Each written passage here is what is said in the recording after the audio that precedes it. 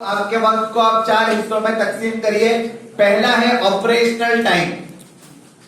Operational time का मतलब है गुज़िश्ता कल की गलतियों की इस्लाह करने के लिए वक्त को निकालना। क्या है? Time necessary to correct yesterday error. शुरू में भी बात यही आई थी कि हर आदमी से पिछली गलतियां हो जाती है, उन पिछली गलतियों की इस्लाह कैसे की जाए।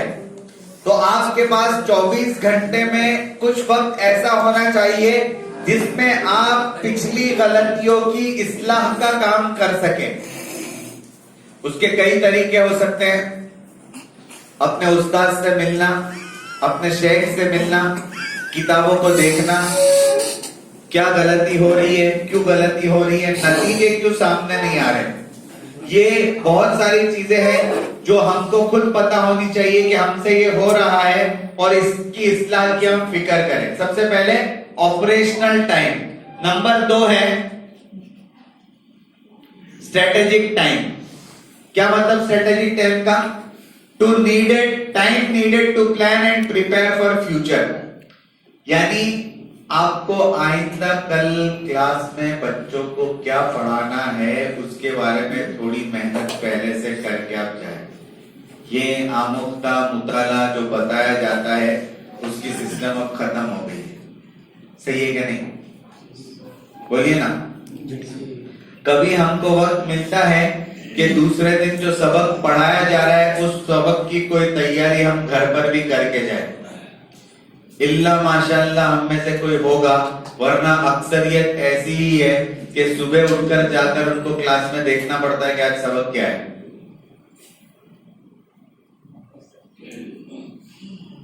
तो फ्यूचर यानी कल आपको जो पढ़ाना है उसकी थोड़ी तरतीब आपको अभी बनानी पड़ेगी। स्ट्रेटेजिक टाइम का मतलब होता है कि आप आइंदा की तैयारी अभी से करें। और आइंदा की तैयारी का मतलब होता है, एक होता है शॉर्ट टर्म प्लानिंग कि आपको एक दिन में, एक हफ्ते में क्या करना है। एक होता है लॉन्ग टर्म प्लानिंग कि आपको 1 महीने में, 6 महीने में, साल में क्या टारगेट और गोल अचीव करना है।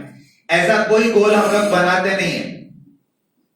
टाइम मैनेजमेंट में ये बात होती है कि आप कोई हदफ को तय करिए कि भाई हमारा बच्चा जो हमारे पास पढ़ रहा है 6 महीने में उसका कायदा खत्म होना चाहिए, 1 साल में उसका अम्मा पारा खत्म होना चाहिए, 1.5 साल में, 2 साल में वो कुरान में आ जाना चाहिए, उसका हिफ्ज इतने वक्त में खत्म हो जाना चाहिए। ये सब प्लानिंग ये हम लोगों को करनी पड़ेगी। अगर हम ये प्लानिंग करते हैं तो उसका फायदा नजर आएगा, प्लानिंग नहीं करते तो मसाइल पैदा होंगे। तो पहली चीज क्या थी? Operational time. दूसरी चीज क्या है? Strategic time. तीसरी चीज क्या है? Innovative time. इनोवेटिव टाइम का मतलब ये इख्तिराई वक्त। आपके पास थोड़ा टाइम ऐसा होना चाहिए जिसमें आप चीजों को नए अंदाज से डेवलप करके बढ़ा सके, इनोवेट कर सके, कुछ इख्तिरा कर सके। ये जो तरीका है इनोवेटिव टाइम, अगर इसको आपने काम में लाना शुरू कर दिया तो उसके असरात आप देखेंगे। और चौथी चीज है काइदेन टाइम, यानी हर लम्हा अपने कामों में धार पैदा करने की कोशिश करिए। धार यानी अपने कामों में तेजी लाइए, निखार पैदा करिए। एक कहावत अंग्रेजी की है कि इफ यू हैव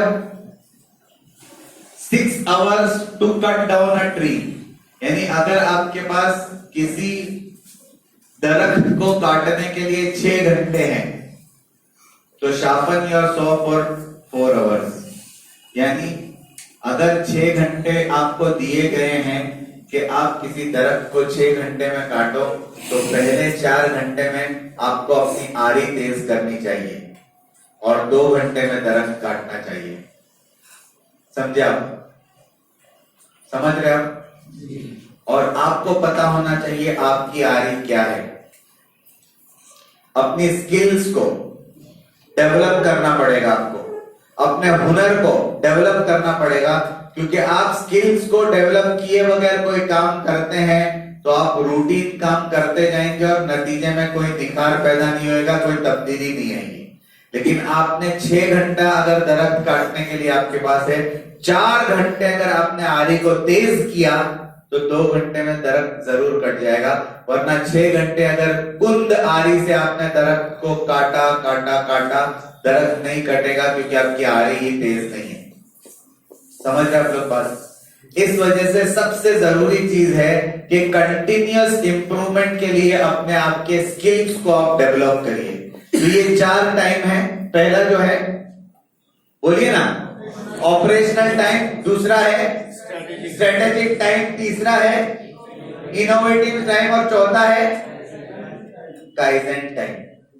अब मैं आपको और एक बहुत ही इंपॉर्टेंट फॉर्मूला बता रहा हूं टाइम मैनेजमेंट का, जो फॉर्मूला है 8 into 8 into 8 is equal to, दुनिया में एक ही चीज ऐसी है जिसको अल्लाह तबारक व तआला ने बगैर किसी इम्तियाज के सबको अता की, वो है वक्त।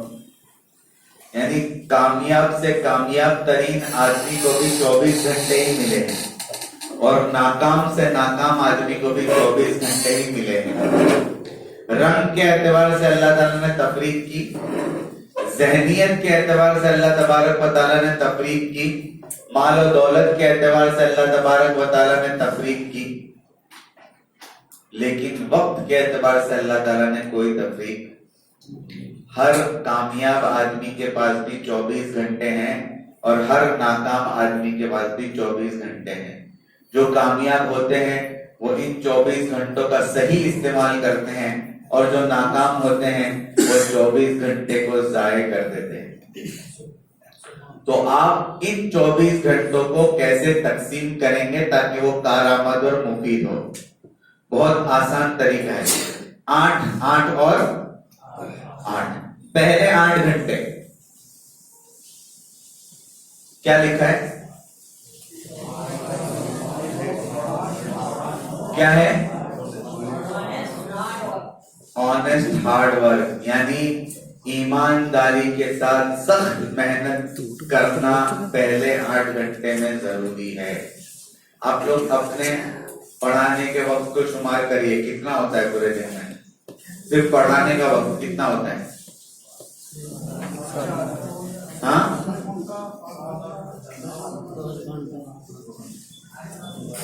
तकरीबन एक एवरेज मुदर्रिस के पढ़ाने का टाइम 8 घंटा होता है, उससे भी कम होता है। अगर मदरसे का मुदर्रिस है तो पूरी 8 घंटे उसको 1 आध घंटी खाली भी होती है, और मकतब के मुदर्रिस है तो सुबह 3 घंटा, दोपहर में 2 घंटा, शाम में 2 घंटा या दोपहर में 1 घंटा। इस तरीके से अक्सर जब किसी का ऊपर नीचे हो सकता है, लेकिन अक्सरियत जो है 8 घंटे पढ़ाती है।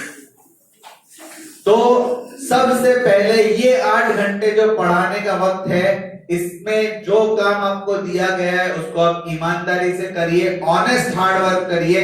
इसमें आप पढ़ाने के काम के अलावा और कोई काम मत करिए। यकीन मानिए कि अगर इस 8 घंटे को आपने ईमानदारी के साथ आपके सबसे बुनियादी काम में लगा दिया तो दूसरे पूरे दिन के कामों में बहुत बरकत आपको नजर आएगी। और अगर इस पहले 8 घंटे को जो आपका बुनियादी काम था उसको आपने ठीक तरीके से नहीं किया तो आपको पूरे दिन के सब कामों में परेशानियां झेलनी पड़ेगी। आप आजमा कर देखिएगा। ये जो 8 घंटे आपका बुनियादी काम है, इसमें आपने ईमानदारी के साथ, इखलास के साथ, अल्लाह को हाजिर नाजिर रखते हुए अपना काम दिल जमी के साथ मुकम्मल किया तो आप पूरे 24 घंटों में उसके असरात और बरकत देखेंगे। सही है या नहीं?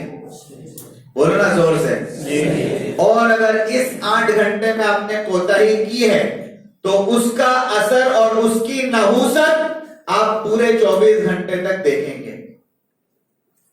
इसलिए बुनियादी चीज, आप यहां से पूरे दिन की कुछ भी बात नहीं लेकर जाओ, लेकिन ये 8-8 घंटे की तरतीब आप लेकर जाओगे तो इंशाअल्लाह बहुत बड़ा काम हो जाएगा। तो कल से इंशाल्लाह शुरू करेंगे। बुनियादी एतबार से आप इस बात की कोशिश